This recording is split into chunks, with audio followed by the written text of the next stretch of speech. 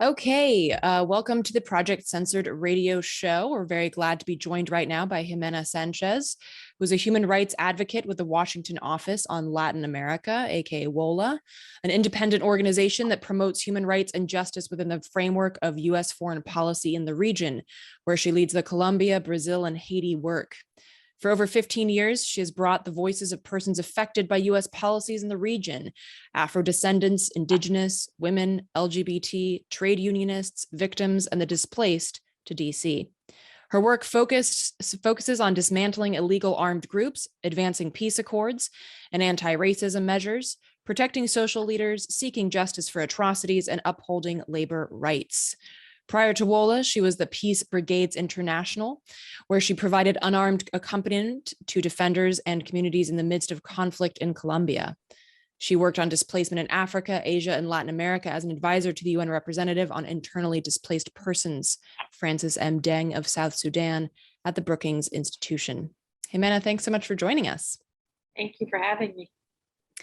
So I know that you said that you were recently just back from Colombia, where you witnessed some big celebrations following the elections on June 19th of the leftist president, Gustavo Petro, and first Afro-Colombian vice president, Francia Marquez.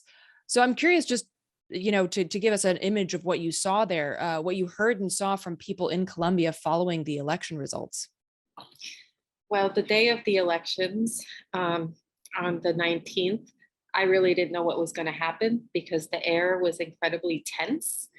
Just prior to the elections, the more right-wing media had been promoting the idea that Rodolfo Hernandez, an outsider candidate who leads the League of Anti-Corruption, but who is being investigated for corruption, might actually win. And so there was a lot of unsettled feelings and a lot of fear that the country might erupt into riots or that the country might be tipped over into a civil war should Gustavo Petro not win. And this really comes from the fact that last year there were mass riots in Colombia that were met with tremendous repression. And in a lot of ways, the historic pact, the movement that Gustavo Petro has led, represents most of the interests and needs and recommendations of the majority of the people who were involved in those social protests last year. And so the feeling was that that whole movement might retake the streets if there was either fraud, wrongdoing, or what have you. And given that the right had basically backed this outsider candidate with all of their will, basically he was their plan B, and had actually called that there had been fraud in the first round of the elections, we really didn't know what could happen. So that's how the day started. I was in Cali, Colombia. I went to at least 6 different polling sites to do electoral observation. Everything was calm. Everything was very well put together. People were really interested in the process, taking it very seriously. You had people running to the polls to vote, including youth, which is something that is less seen in Colombia. And then by 4:30, you started getting the results. And already when it seemed that Petro was going to win, it erupted into a huge party. So it became like an outpouring of people into the streets, carnival, singing, dancing, honking horns, tons of flags everywhere, especially the M19 flag.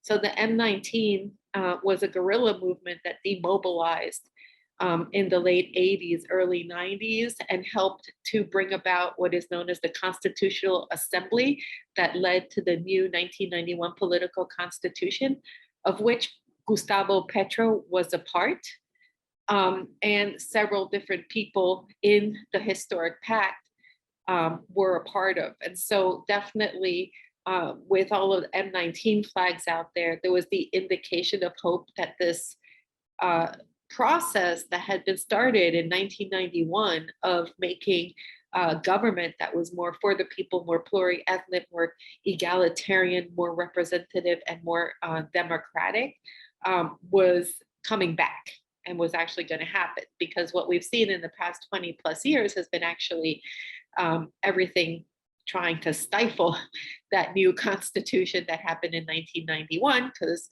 the right and the business and economic sectors have basically tried to do that. So you saw these flags, you saw people singing and dancing, you saw Afro-Colombians, indigenous people, elderly people. I mean, it was insane, and it went on for basically 5 days. So I think that happiness I had not seen in Colombia since the signing of the peace accord in 2016.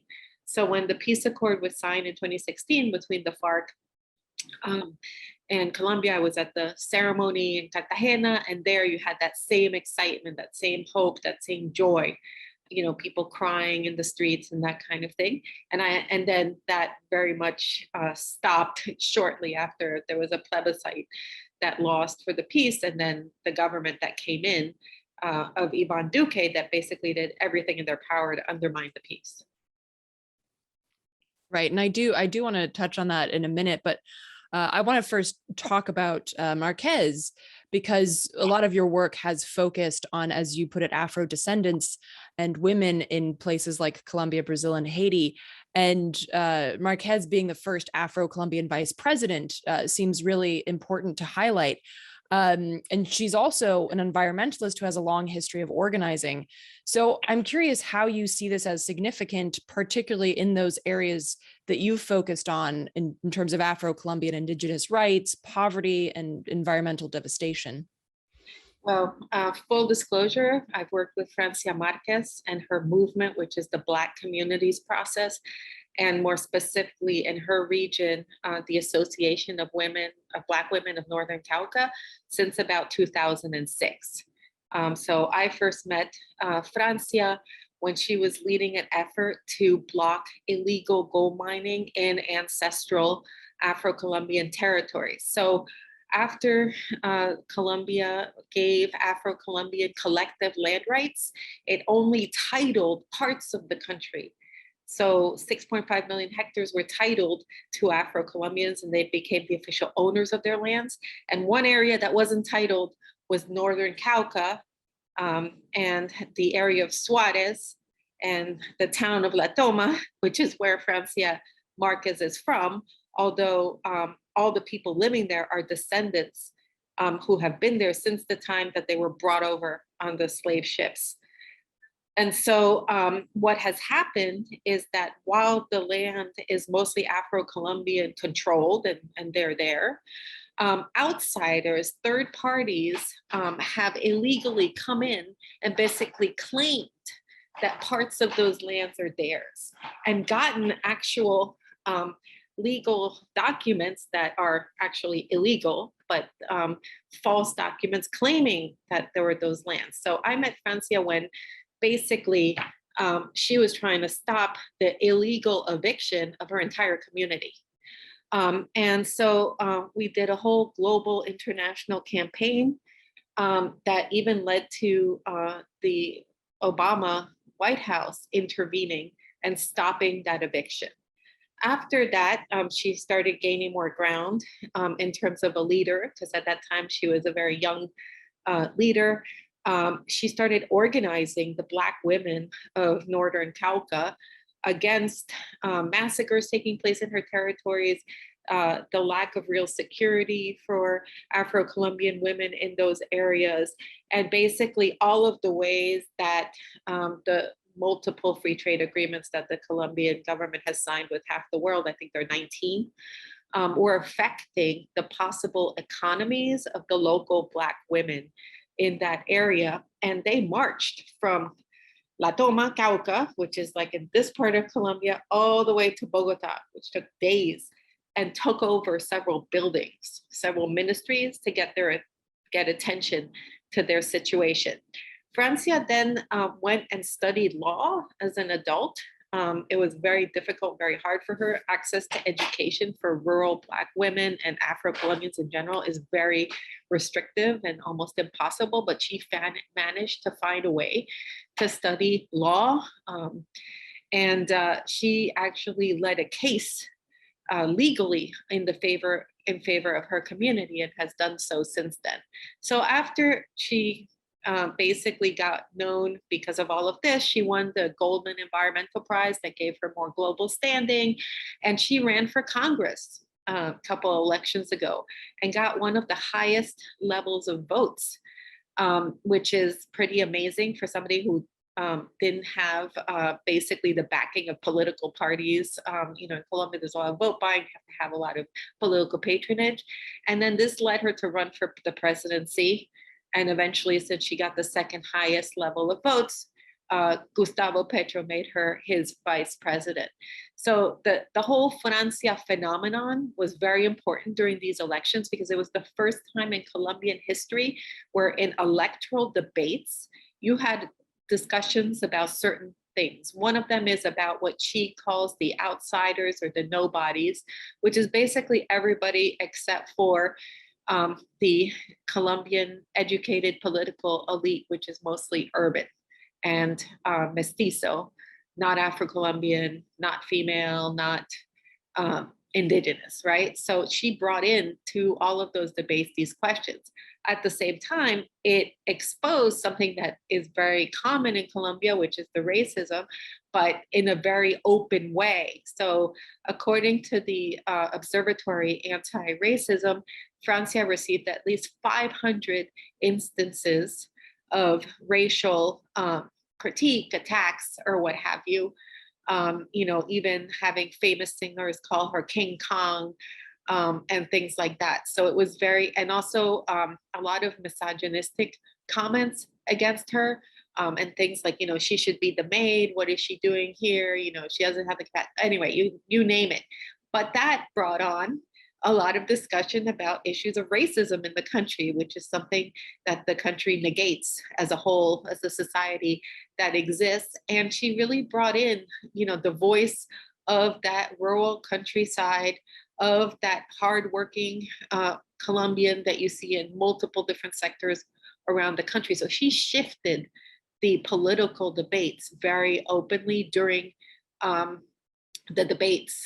And once she started campaigning with Petro, she really focused more on what the agenda would be, which is she's going to be running something called the Ministry of Equality. So first, vice presidents in Colombia can or cannot have power. It depends whether it's determined by the presidency that they want to do certain things and they're given those portfolios.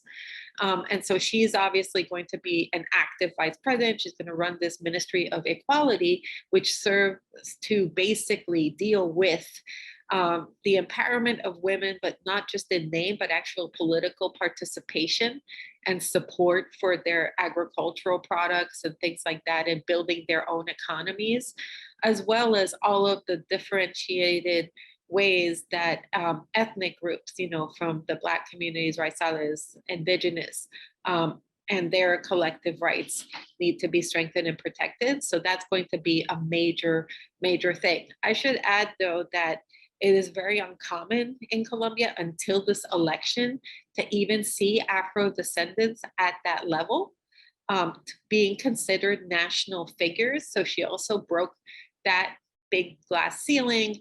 And part of that was because once she started running, all of the other parties, except for the right party, decided that they had to have Black presidential candidates. So we started seeing basically what was the battle of the Black presidential candidates, something that was unheard of in Colombia, although not everybody who was running came from her background. They weren't rural. They were either very high educated or not even linked to the Afro-Colombian movement or in touch with any of those issues. But anyway, it forced a lot of debates that I think are crucial and very important to Colombia, and actually has given overall Afro descendants in the entire country far more standing, and women far more standing. And already we're seeing that the new cabinet that's being announced has a lot of prominent women that are going to be leading things, and is definitely the most culturally diverse cabinet so far in the history of Colombia. Wow. Yeah. I mean, I'm glad I asked that question because I had no idea that you were personally connected to her. So that's some really powerful backstory to where we are at today. And I kind of wanted I wanted to circle back, shifting back to Petro here. I wanted to circle back because you had mentioned the M19, and he's already called for a ceasefire and talks with the ELN. And I know that you've dealt a lot with peace accords and peace talks in recent years. And so I was wondering if you could first talk about the status of this relationship, and following the breakdown while Duque was president, and what you expect to see from Petro on this front.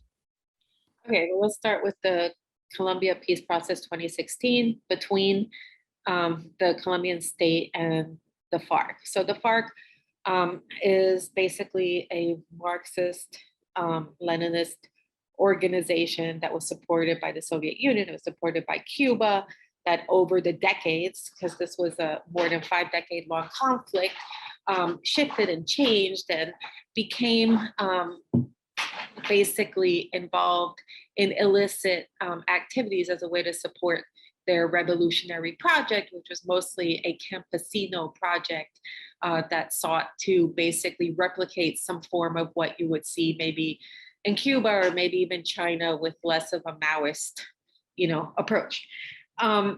It is a very different revolutionary movement than other revolutionary movements like the M19, which Petro was a part of, which is an urban intellectual movement that basically tries to look at the idea of how do you create a people's democracy, and that very much poo-poos the FARC and their approach. So I just want to mention that because you've had right-wing Republican Congress people in the US Congress be like, Gustavo's a communist, a terrorist, and, not revolution, but guerrilla, and Colombia's going to turn into Venezuela and Cuba, and completely messing everything up and jumbling it up together because of another agenda. And the biggest thing that is frustrating to me when I hear that is that they're like, it's going to be like the country's taken over by the FARC. I mean, the M19 is so different than the FARC, and Petro himself, and even if you read his writings and everything, is incredibly critical of the FARC, and so it's important to just mention that. But anyway, that other group demobilized in this peace talk, which was after 5 failed peace talks that crashed and burned and turned into a situation where you had massive human rights violations as a result of those crashing and burning, was tremendous.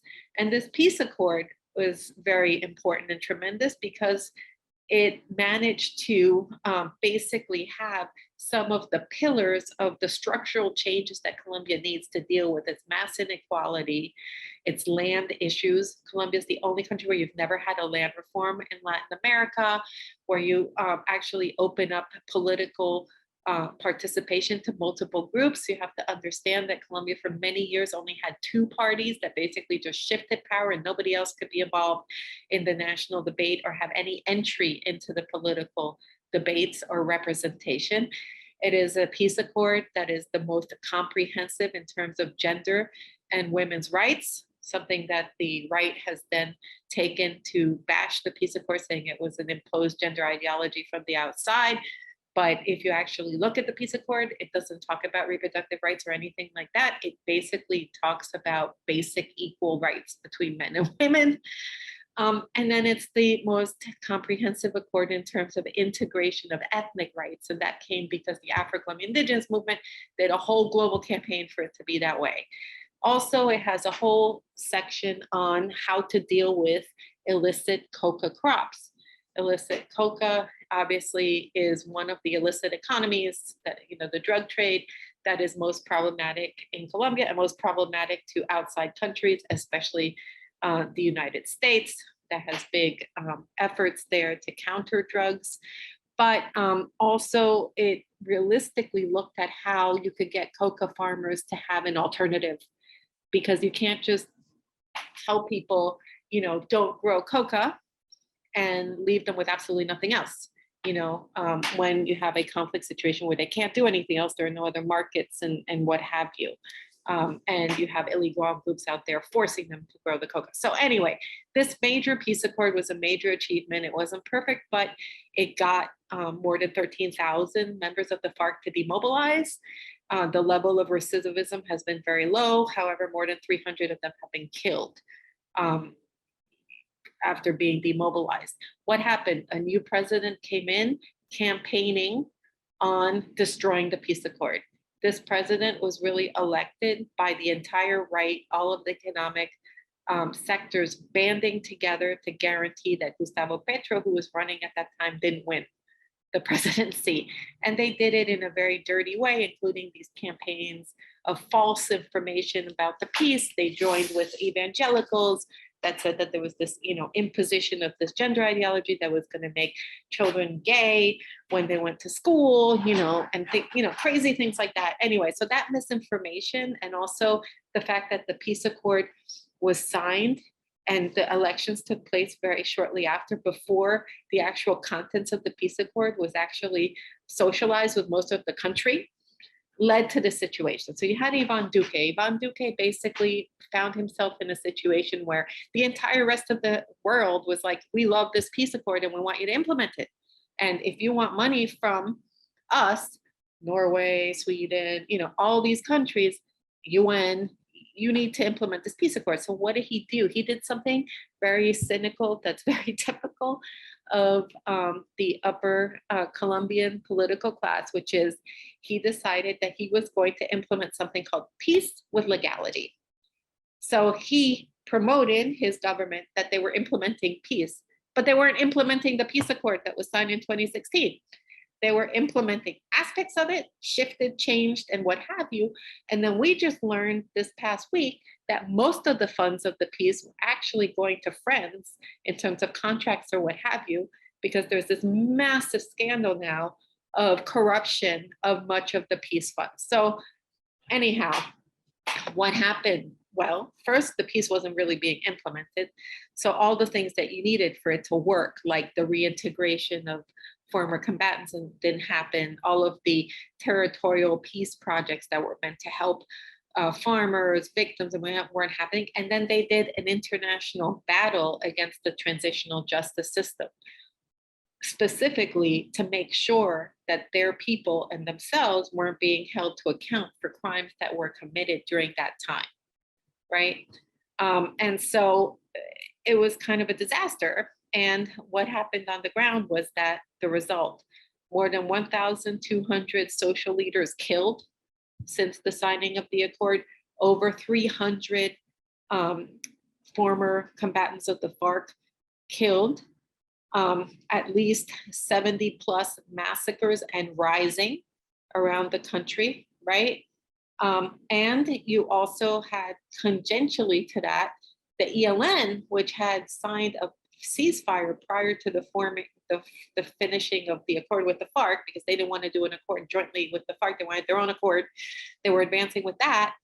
And the government being like, well, we're not negotiating at all with the ELN, the secondary guerrilla group. So the ELN upping attacks, which meant the military upping attacks, and multiple parts of the country basically inflamed in combat. So which areas are we talking about? We're talking about the border with Venezuela, where the ELN has a stronghold, and we're talking about parts of the Pacific and near the Panama border. And so those areas became hotspots for increased humanitarian crises and displacement. So in the case of Chocó, which is the department that borders Panama, more than 80% of the population was under a humanitarian crisis. You had thousands of people newly displaced, and then you had forced recruitment of Embera indigenous people by the illegal armed groups. So what happens is when you had the FARC demobilized, some of the FARC regrouped, but very small amount, because of Duque and the way the government wasn't giving them what they wanted, and actually them extraditing one of their leaders under some pretenses, which of one of the negotiators of the accord, under the pretenses that are still very murky and unknown whether they were really legit at that point. And the other groups in those areas that are the paramilitary groups, the right-wing militias or what have you, being like, okay, everybody's fighting, so we're going to fight too. So you have situations where you had the ELN fighting, then 13, 14 other illegal groups fighting in those same areas, and the result is horrible for the population. On top of that, you had a president that during the pandemic decided that it was a good idea to raise taxes on the people most affected by the pandemic. Already during the pandemic, Colombia had one of the most restrictive kind of laws of people couldn't move place to place in a country where 80% of the population survives on having to go out and do work. That was disastrous. So you had hunger rising in the country. And on top of that, he decides to launch a tax reform that would specifically be bad for those people. The packages that they gave to help to address the COVID economic crisis, a lot of them ended up in the hands of friends and contracts and had severe corruption issues. So the country in 2021 erupted into mass protests against this government.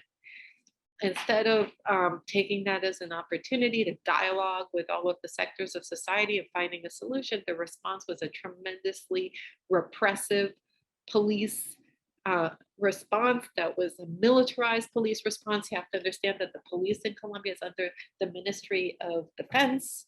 And so huge areas like Cali were basically under the command of the military.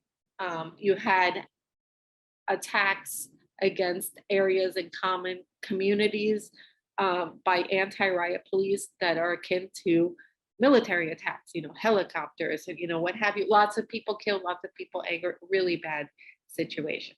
So Duque leaves that wonderful legacy. Internationally, he billed himself as the most humanitarian president because he didn't kick out the Venezuelans. Colombia has 2 million Venezuelans from, the situation in Venezuela, in Colombia, and Colombia hasn't kicked them out, but at the same time, if they wanted to, they couldn't because they wouldn't be able to logistically and institutionally. But anyway, they haven't kicked them out. They've been, nice to them. That doesn't mean that their rights are being upheld and that the situation's great for the migrants. But he sold himself as this to the international community, as the best friend to the US on the effort to change the government in Venezuela, and as a big environmentalist. Another thing, which is really basically more than anything spin, because in reality, Colombia has a very high rate of deforestation, and a lot of these projects, like the Jeff Bezos project and others in Colombia that are supposed to save the Amazon, it's very questionable whether they're really there benefiting the Amazon, both the indigenous people there and whatever. So anyway, so he leaves kind of in a very disgraced state. Luckily, he leaves because there was concern for a while that he wouldn't leave. The way that they were planting things here to the United States, the US Congress, like, oh my God, there's gonna be this takeover.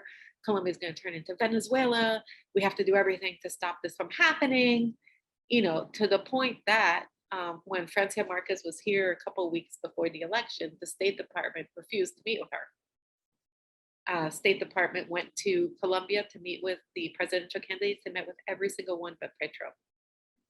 So, the spin, the marketing, the fear, and all of that was working very well. So anyway, that's the country that Petro is inheriting. And what we've seen so far is that he has a great plan to address all of these things. But anyway. Well, I'm glad to hear it because it certainly seems like quite a cluster that he has inherited.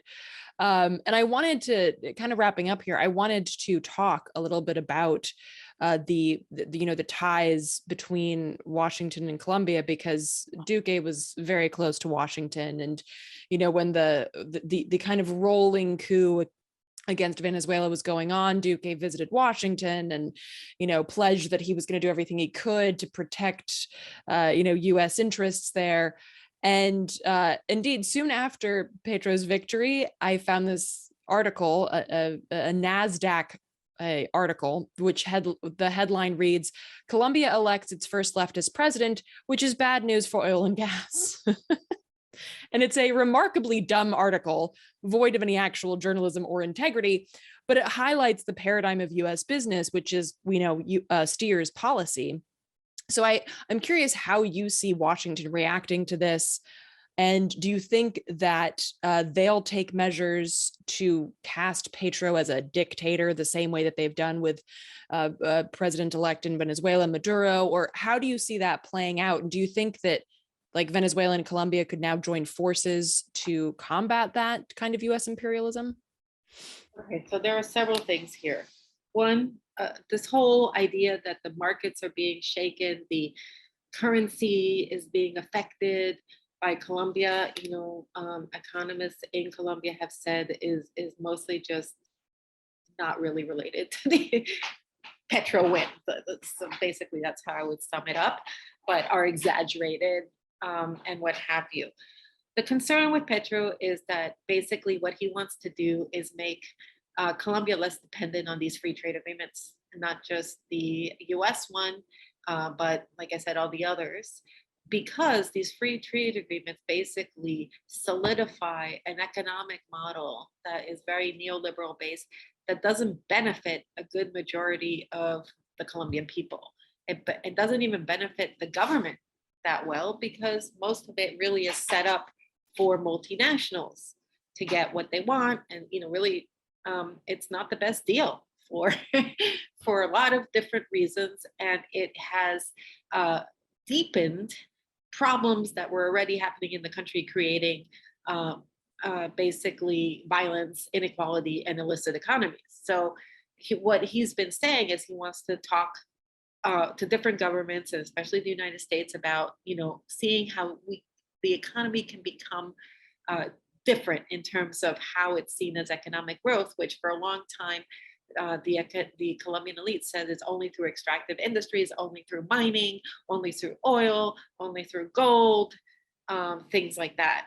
And what they're trying to do is basically say, no, it doesn't have to be that way for many different reasons. That we can have an economy that works more for Colombians and for Colombia and is environmentally sustainable, because a lot of those economies are incredibly destructive in terms of the environment, and not to say indigenous Afro-Colombian people, which most of the people live in those areas.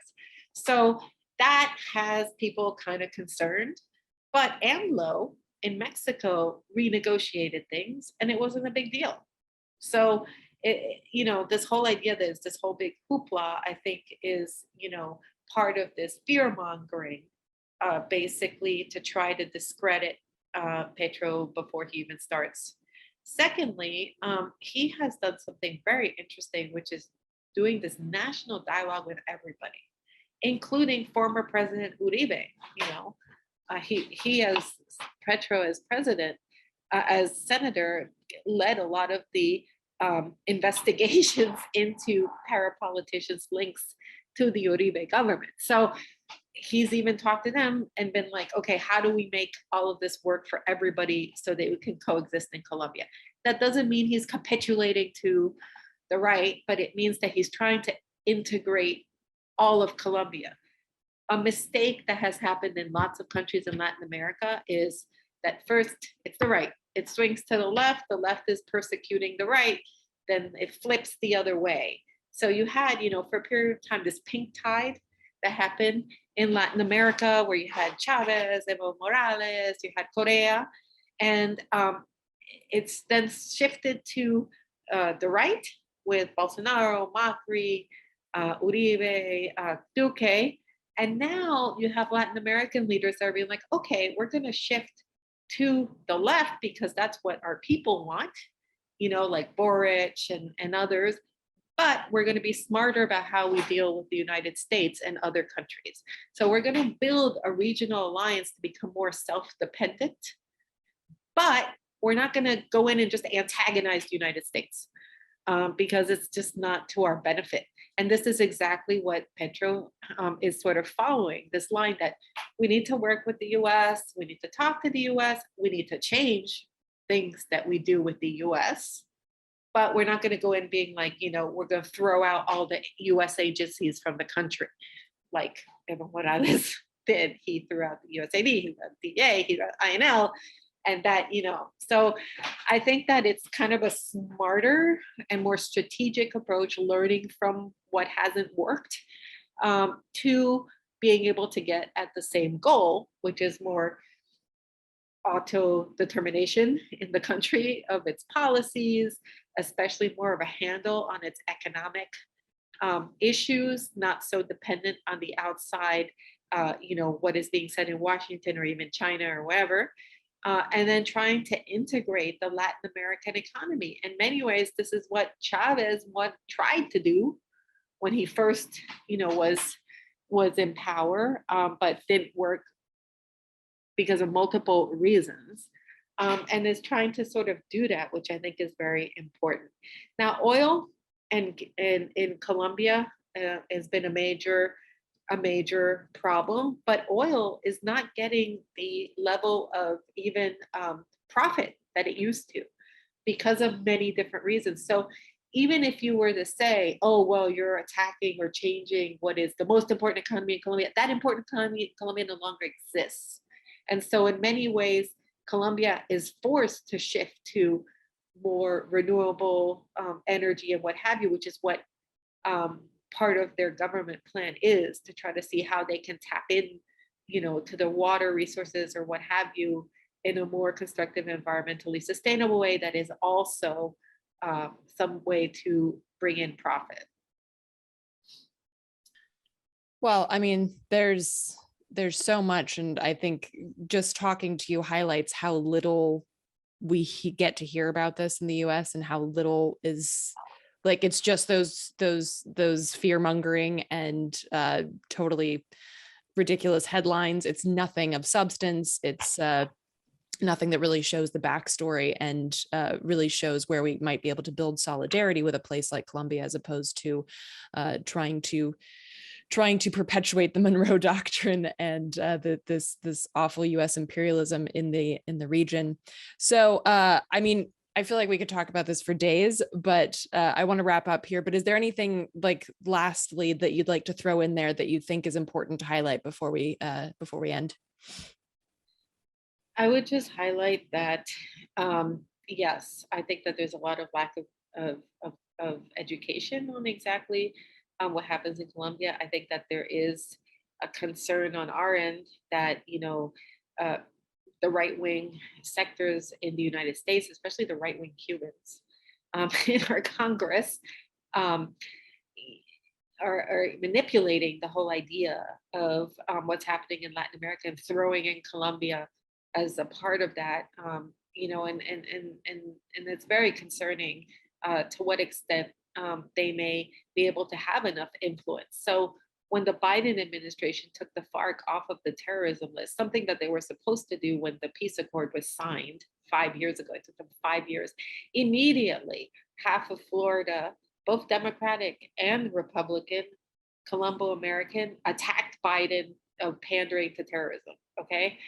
And the White House National Security Advisor flew into Florida to try to calm, the fears or what have you. Something that was supposed to be done and is done without even question when peace accords are signed, right? And so our concern is that because of the November elections and how much Florida plays into all of this, there may be some plays and efforts to try to basically do all this fear mongering. The other thing is that Petro is going to open relationship with Venezuela. It's absolutely ridiculous that Colombia and Venezuela have had such a horrible relationship. It's never been as bad as it's been under Duque, because they share a really, really long border that is incredibly complex.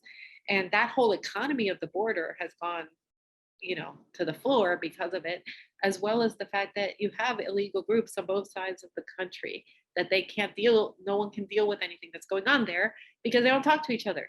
And so I think that we may see some fear mongering around Venezuela, but the approach is to reopen a relationship that has been there forever, and to the benefit of the people of both sides, and a much more constructive approach to dealing with any problems that may be in Venezuela and Colombia.